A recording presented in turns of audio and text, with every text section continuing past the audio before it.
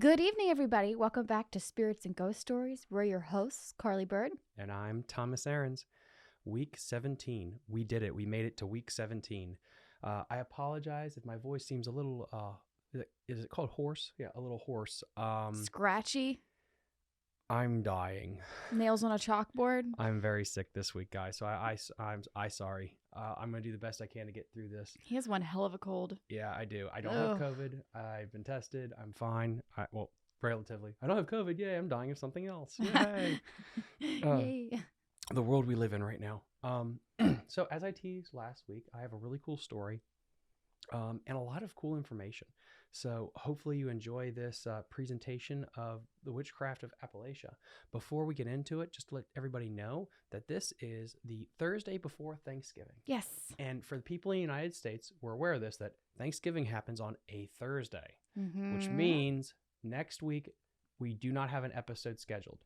So just forewarn, we're going to have this week, and then we'll see you guys in December on the other side of Thanksgiving, where hopefully we're going to have some festive stories to tell, not just scary stuff, but we thought we would branch out, maybe do a Christmas story. Yep, definitely. Krampus, or some kind of mythological, I can speak, I promise, mythological creatures about like holiday seasons. Yes, and hopefully Hanukkah, all of them.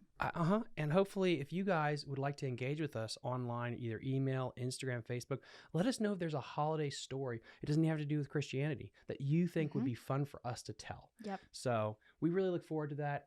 But I'm ready to get into it after Carly does her shtick. What are we drinking tonight? Oh yeah, what are we drinking tonight? Tonight we are drinking, honestly, it's a pumpkin hot chocolate concoction that we came up with. We will give you the full description in the comment section below, but for now, I will just let you know that Tommy went with the actual cocoa mix in his drink with his Kahlua. Did I say that right? Yeah. And then I went with just the dark chocolate cacao powder mixed in with my Kahlua, and then that's why mine's a little bit darker. But I like my dark chocolate whenever I can get it, and he's all about the sugar. So I think it's really good. We mix it with tequila. What kind of tequila? Just cheap tequila, honestly. You could also use vodka too. You really just want some kind of alcohol that's flavorless to mix with the creamy liquor. Because you don't want it to be overpowering. You want to taste like the Kahlua, pumpkin Kahlua, and then the hot chocolate powder mix. We'll give you the exact measurements. Measurements later will be in the description of this episode below. So I think this is cool. Now, stories like this, I believe, really are in my wheelhouse to tell. Because there's a history element to it and really a cultural element. There is a little bit of the scare factor, don't get me wrong, but hopefully after this, you just learn a little bit of something. So, as I hinted to last week, we're talking about what's called granny magic, or the witchcraft of Appalachia. And so let's get a little bit of backstory there, because Appalachia is not just a geographical area, which is the Blue Ridge Mountain Ways that go from Georgia all the way up towards Maine. The oldest mountain range actually in the Western United States, or the North American continent. But it also refers to the people that actually settled here, with most of them coming with a Scotch-Irish background. Okay. The history of Appalachia itself, and that's what I'm going to get into first before our main story, the history of Appalachia itself and the history of granny witchcraft traditions. Although the name is relatively new, customs go back a long time. A combination of folk magic, faith healing, superstitions, granny magic was often the only source of aid for people in remote, isolated regions. So think of like West Virginia, in the mountains. Like you didn't have a Walmart, you didn't have main thoroughfares of commerce. As European settlers arrived in the colonies during the 17th and 18th century, they brought with them these traditional folk magic healing modalities from their home countries. These were primarily women. These healers used concepts they learned from their native lands, such as Scotland, England, and Ireland. Once they settled in, they made their Native American neighbors, they blended what they had with what the Native Americans had, creating this Appalachian culture. Okay. This left heavy roots in the areas of the mountain ranges that include North Carolina, Tennessee, West Virginia. Like that is the main like crust of Appalachia, and Kentucky. They also blended some practice with German immigrants who arrived in the Pennsylvania mountain ranges and began migrating south and west. Soon they began to incorporate the knowledge brought to the mountains by the people of African descent as well, escaping slaves from the south during the Civil War. Traditional granny magic included a lot of different practices. Dowsing rods, which is the practice of using two sticks to find water, the forking, is actually granny magic from the Appalachian culture. Is that real? Can you really do that? I think so, because it's two lengths of copper used to help find good water. Oh, the copper. Okay. Yeah. You said sticks. I thought you meant like tree branches. No, I was about to go you know- outside with you know- two tree branches and just like pull them down to the ground. Show me the water. Yeah, and that's when I put you in the home. Often, okay. These women also worked as midwives and assisted with birthing of new babies, and helped as nurses and also doctors in some cases when help wasn't near in areas that rarely had access to professional medical care. The granny witch worked as a healer, which is basically like a nurse, crafting potions and soothing teas to help with that had medicinal properties to help with the ailments. Sorry, guys. Deviation could be done. Divination. Oh, yeah. Deviation could be done in the remains of tea. Yeah, so like a seance. Okay. So basically, they could use tea and things of that ilk. And have you ever seen like in old Chinese fairy tales where they could read the tea leaves? Yeah. That's what they're talking about. Okay. To predict good fortune, especially with upcoming crops. Okay. Because of the religious environment of the Appalachian region, in which nearly everyone was a starch Protestant, most of the people practicing what we today call granny magic would have been in stark contrast to the, let's just say, really uptight Protestant kind of culture. And this is where you could see where the Protestants start pushing this narrative of like, these are witches and stuff, using this folk timey stuff, which is against the Lord. Gotcha. And that fact, many of the charms and spells included were actually just psalms and prayers from the old Bible. But again, it went against that Protestant kind of vibe. Yeah. In the old days, hospitals were often too far away and little suspicious, and little to none of the mountain people could even afford to go to them. When accidents and illnesses happened, the locals really relied on this granny witchcraft to help with small aches, pains, and bruises. Mm-hmm. These traditional folk healers were skilled in herbal remedies, home remedies, spells, and energy work. So that gives us a little idea of these people. And that gets us into our story. Time now for the Witch of Appalachia. I had been working towards my dream position, working for the state of Tennessee, doing maintenance and upkeep for the Appalachian Trail. When I was walking out of my interview, I knew I was going to be picked. They hired me 2 days after, and I've been working happily ever since. The new position came with the benefit of summer housing. I couldn't believe it when they told me. There was a large hotel that was converted into a sort of overnight stay for backpackers. That had a shower, roof over everyone's head, and they would even let me keep my family with me all summer while I did the maintenance. Wow. And so basically it's like so you have the Appalachian Trail that goes from Georgia all the way up to Maine. Mm-hmm. And so they have hotels and stuff all along the place for backpackers to stay. Yeah. And different things. Got little hostels. Yes, basically. Absolutely. And this does exist. Andrew Daddario was one of my friends in college. He actually worked for the Appalachian Trail Service, and that's what they do. You do upkeep on the trail, like cleaning if branches and stuff fell over it, but also making sure like the little motels and stuff were clean, things of that ilk. I was sent to the address and was told I could move in any time I'd like. The choice was mine. Nothing seemed off or sinister about it at the time. And honestly, I don't think the company actually knew the history behind that area. I talked it over with my wife and we decided to go for it. They said it was a large hotel that was deep in the Appalachian Trail, roughly an hour from any civilization. As my family and I turned onto the driveway, they told me it'd be a hotel, but it was actually more like an estate. It was massive. The place was enormous, 10 bedrooms, 6 bathrooms, and an entire basement. It wasn't finished, but it was very clean and the perfect place to store our unusual things. The whole hotel was eerily clean, almost like someone had been taking care of it for a long time. There was an enormous flower garden in the path, twisting and turning with beautiful plants all around. A long greenhouse spanned the length of the yard on the left side, filled with growing vegetables that we could take and eat to our pleasure. My wife and I were in awe of the whole place. It felt serene, peaceful beyond belief. The place was deep in the backwoods, completely surrounded by trees and brush, but it was very well kept. The greenhouse was glistening clean and the veggies were delicious. The flower garden was wonderful and made the ground smell great all day. I was walking around the corner of the hotel when I saw what looked like a small path in the trees.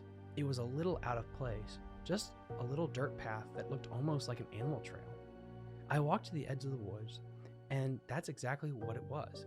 It looked like someone had walked it so much that the ground had worn in its own little path. I followed it back a while when I froze. Before me lay 2 graves, dusty and dirty, with broken headstones. They were worn so bad, the names couldn't be read, but I could catch a bit of date. 1860 something to 1880. I can't, that's all it was legible. While I was a lone grave out there, why was there a lone grave out there? Was there someone who visited it often? Why was this path so well worn for 2 stones that were in such poor condition? The stone, when I heard, I was entranced by the stone when I heard a blood-curdling scream. Someone in the woods passed the grave. It scared the hell out of me so badly I tripped over myself trying to hightail it out of there. I ran back towards the hotel and found my wife and child standing in the backyard looking for me. "What's wrong? Why do you look like you just saw a ghost?" They hadn't heard the scream apparently. I wasn't going to make matters worse and scare them too. So I told them I thought it was a bear, but it was nothing. She eyed me inquisitively, but took my explanation to heart. We went back inside to have an early dinner and get to bed early. The next morning we woke up and I decided to grab some vegetables from the greenhouse for breakfast. Nothing goes better with eggs than some fresh spinach. That's you, Carly. And zucchini. Yep. I crept downstairs so the others could sleep a little while longer. I threw on a robe and some sandals and headed out the door. As I walked towards the greenhouse, I heard something. It sounded like a low, pantering humming, creeping closer. I could make out that it was a woman's voice, humming some kind of song, a chant almost. It was beautiful, soft, and almost mother-like. I could make out a dark figure through the forest, through the frosted glass walls. I called out, "Hello? Hello?" The humming stopped. I walked slowly to the door and peeked in the entrance. Inside, I saw a filthy, ragged old woman looking blankly now at the produce before her. I took a step inside, and she cracked her head my direction, peering, almost as she's peering straight through me. She looked like she wanted to murder me. I couldn't move. I couldn't speak. I just froze. She screamed. The same scream I heard the day before. I winced and closed my eyes, and before I knew it, the scream stopped, and she was gone. Not a trace left that she was ever there. I grabbed what I needed and sprinted inside. I wanted to call the police. I should have called them, but there wasn't a good explanation for it. I didn't want to seem like a lunatic. I've heard the horror stories of getting put into psychiatric wards against your own will because they think you're cuckoo. No thanks at all. I decided to brush it off. Maybe I was still stuck dreaming or something. I made breakfast, brought it up to my wife, and got on about my day. The grass needed to be mowed. It was almost the only thing that needed to be cleaned up, and I had to get to the trail to clean off a tree that actually fell the other day. The only thing that really on the property wasn't maintained well was that graveyard. I figured I could clean those up too. I got the mower out of the little shed. Graves. I know, right? I got the mower out of the little shed and was going to start it when I saw a backpacker walking up the drive. He called out to me first, asking if I was the new caretaker of the hotel. He said jokingly, "Are you the new owner of this establishment?" "No, I don't technically own it. My company pays for it." He cuts me off before I could finish anything. "Oh, I know, son, I know. They owned it for more than 100 years now," he said. I couldn't really believe what he was saying. The hotel was over 100 years old. It looked immaculate. Not a thing wrong with it. "Excuse me, you said 100 years old?" "I mean, maybe 200. I mean, who can tell?" Oh, dude, there's like a huge jump there between 100 to 200 years. Who can tell? Definitely sounds like it definitely sounds like an old backpacker. You're like arguing with a hobo. It's like, I don't know. What it's day old. Is it? What year is it? Who am I? "Oh, I know. It's perfect," he said. "It's perfect because she keeps it perfect. She is the best hotel keeper there is." Again, he wasn't making any sense. Who is this guy? He's a hobo, it sounds like. There's not a hotel around for miles, so he's definitely not a neighbor. He's a backpacker, you dumbass. You just said that. "Are you talking about the old lady I've seen around here? Does she still live on the property?" I asked. "Oh, she's on the property, but she's ain't living." Not ain't living? That's what it says. "She's the previous owner of this here establishment. This was her hotel, along with her husband and child. Her name was Constance." That makes sense. The old man stood there for over an hour describing the situation of the property to me. Oh my gosh. I had to sit down at some point. "Please stop talking." At some point, getting dizzy with everything he told me. The hotel was built back in the 1860s, around 1867 to be exact. Okay, 1860s, 1870. Okay, so it started to be built in the 1860s and it was finished in 1867, which was around the Civil War. Constance and her husband had just had a child and decided to build the hotel for their family. Her husband and my money, guys, this is the old man talking, by the way. I'm reading it as it was. Her husband and my money, and they could never ever need it. They had an amazing life until a rival family paid to have them kinfolk shot. What? So there was two rival families. And one shot the Appalachia. other. Yep, and they ordered a hit on them. While Constance was out of the hotel, the men came and burned down the hotel and took and killed her husband and her young child. Constance came back to the hotel and saw her destroyed and shattered life. She was so distraught that she decided to join her beloved family in the afterlife. She killed herself in the ashes of her own hotel. Others happened upon that. Should I just go back to normal talk, or should I keep with No, I really like it. the Keep Appalachian? going. Okay. Keep going. Appalachian hillbilly. This is a great accent I'm doing. Mm-hmm. And killed herself in the ashes of her establishment. Others happened upon this family estate and decided it must have been a freak accident. They buried her and her child with her husband, but they never could done find Constantine's body. Oh, wow. Her body disappeared. This is the other guy now. Over the years, people forgot about the incident and no one paid any attention to the property. Somehow the hotel was reconstructed piece by piece to its original glory. But people don't really know how. Well, I think I have an idea to that. It was Constance, her soul torn in cinders, anchored to the place she loved and the people she cared dearly for. That's who I was seeing around the property so many years. The old man nodded after the story and was on his merry way.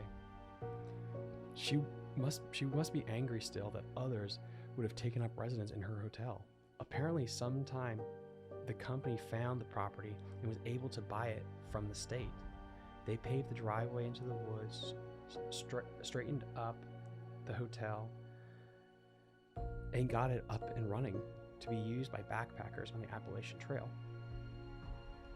I went out and bought some masonry materials and supplies. The next day I went out and bought some masonry materials and supplies. I waited until later in the evening and went out to the graves, cleaned up the gravesite, and put the headstones back into their places. So wait, the headstones have to have belonged to the husband and the child because they never found her body, right? That's why there's only 2 gravestones. Right. That's basically Well, the point. remember the old hillbilly was talking about that. Yeah. Yonder and the sonder. I'm sorry. Oh, Lordy. Wow, the hillbilly thing, I really heard your voice. As I got to the second stone, I heard, as I was cleaning this... guys, I'll back up some. I started to clean up the gravesite and put the headstones back into their rightful place. As I got to the second stone, I heard the scream. This time, it was much closer. I looked past the site, out into the woods, and saw Constance. She looked angry, almost floating there. Her hair suspended in the air. It's like she didn't know what I was doing out there. Like she thought I was there to destroy what was left of her headstones. She started to walk towards me, then started sprinting. It was terrifying. I braced for what was to come, not knowing what would happen. When my wife and kid came through the trees, Constance stopped cold. She looked confused. My wife came up to me, kissed me on the cheek, and gave me our child. We stood there for a while. I don't think they could see her, but I did. I could see her demeanor change. I could see how happy we were. She could see how happy we were, and then she looked down to see that I was actually trying to restore her family's headstones. I gave my kid back to my wife, fixed up the second stone, and looked up. Constance had changed. She looked beautiful, nothing like before. She had long blonde hair, flowing past a stunning moon silk dress. This was the actual Constance, the one that loved her family and the hotel just as much as I did. She nodded at me and turned, walking into the dense woods. Ever since that day, the nightmares have stopped and the property went back to normal. And I think it's a story that I will never forget. And that was the tale of the witch in the woods. That's such a great ending. I know. I kind of like that because it was, yeah. It leaves you with such like a peaceful, like a relief to be like, okay, he resolved the issue because she had never been laid to rest and she had constantly for 100 or 200 years been basically trying to get back for her family, the loss of her family, the loss of her estate and everything. And then to realize that the person living there loved her house and had a family that she loved just as much. He loved it just as much as she did, loved her own. And basically she's laid to rest and she can stop fighting. Yeah, and I really like that because I think like so many ghost stories, generally speaking, like, they're evil, bad, like, you know what I mean? It's like, great example of this, Tucker and Dale versus Evil. It's kind of like that switcheroo. Oh my gosh. If you have not seen that movie, please watch it. Every time I do, I laugh so hard I cry. It is it's so much fun. And anyway, back to what I was saying. It's that switch. Like a ghost is not, we always think of it as an evil spirit, but sometimes they're just lost or hurt. And the idea, like, I thought that was neat with this story. And it talks about that granny magic where she built this hotel. They were out in the middle of the woods. Clearly she has her blood ties to Appalachia. And there's also that like Appalachian family feud of one family fighting the other one. And then just, I hope you guys like my accent, by the way, today. Really, really practiced that. Yeah. Please give us some feedback on that. Should we hear some more Hillbilly Tom? Well, it's better than my 70s porno voice, isn't it? Much. Well, but I hope you guys really I hope you guys really learned that. He's stuck in it. I hope you guys did learn that. I hope that tickled the pickle and you knew what that meant. That means your brain noodle. I'm sorry that now I've alienated all of our you've ruined family and friends in Hagerstown. I apologize. But I hope you enjoyed that story. It was really fun to research like how deep the culture of Appalachia is, and really be fun to go to a museum about that to learn a little bit more. Because you think about it, we live in the Appalachian area and how remote a lot of it can be. Like I think we used to live near the Shenandoah Valley. And that's just one part of it. But you think about West Virginia, Tennessee, like that area, like there are some places in there that is completely isolated, which is insane because the East Coast of the United States is super populated. But you can go to these places and you can think, okay, if it's remote now, 100 years ago, yeah, like you couldn't get a hospital. Oh my gosh. Do you remember whenever we drove to Seneca Rock? Yeah. To basically, we climbed that like big mountain or that big rock.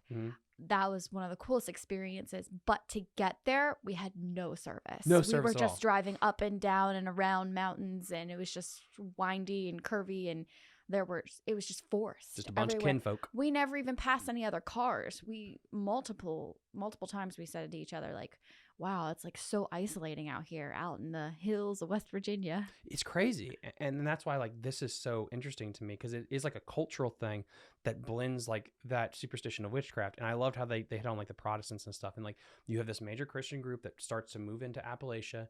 And then you have these people that are in a remote place that create their own culture. And maybe that's how this witchcraft actually started, was again, religious fanatics like, oh, they're witches because they think differently than us. And it's like, how much of human history and mythology is based on that, where a religious sect moves into people and is like, you're different, therefore you must die. Yeah, you must die, or tis a witch. Yeah. So anyway, I thought that was a lot of fun. Yeah. Happy holidays, everyone. We really appreciate you listening to this episode, and we will see you back in December. Yep. Happy Thanksgiving to our American friends. And if you don't celebrate Thanksgiving, just hopefully have a great week. Have a nice break. Yep. And from all of us here, my name is Thomas Aarons. This is Carly Bird. This was Spirits and Ghost Stories. Bye, guys. Bye.